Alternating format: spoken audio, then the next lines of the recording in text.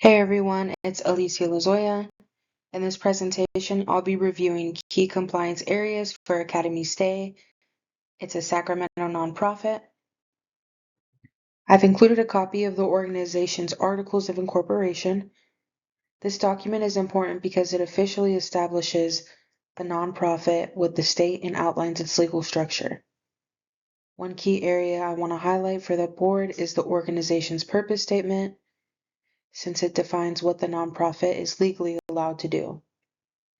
Another important section is the list of initial directors, because these are the people responsible for guiding the organization's mission and making major decisions. Understanding these parts help the board stay aligned with the nonprofit's legal responsibilities and long-term goals. I provided a copy of the organization's IRS determination letter.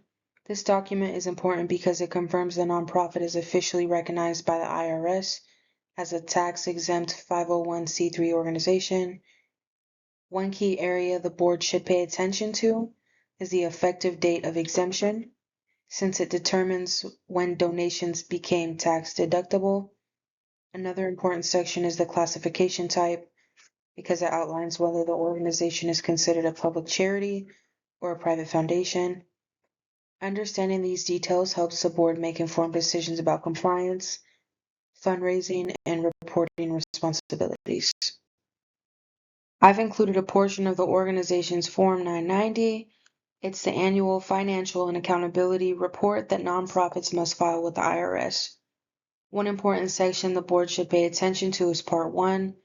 It's the summary. It gives a quick snapshot of the organization's revenue, expenses, and mission activities for the year.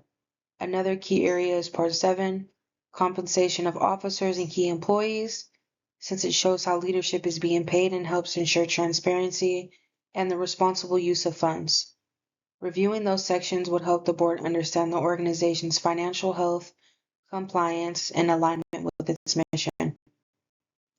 ProfitAcademyStay owns a building used for transitional housing.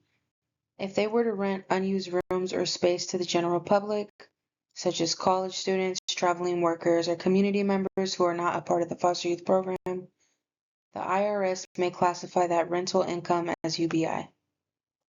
An area where ProfitAcademyStay may face gaming-related risk is fundraising raffles. In California, raffles are considered charitable gaming and require registration and annual reporting. If the organization sells raffle tickets without following these rules, it could violate state gaming laws. Another potential risk is hosting bingo or game night fundraisers, which also require specific licensing. Understanding these rules would help the board avoid compliance issues and protect the organization. ProfitAcademyStay could face lobbying-related risk when advocating for specific legislation. For example, if the organization urges lawmakers or the public to support a particular housing bill, this does count as lobbying. And while some lobbying is allowed, too much could violate the IRS rules for 501c3 nonprofits. Another risk is failing to track lobbying expenses, which can lead to compliance issues on the Form 990. ProfitAcademyStay may face political campaign-related risks if staff or board members were to use the organization's platforms to support or oppose a candidate. For example, posting an endorsement on the nonprofit's social media would violate the IRS rules for 501c3s.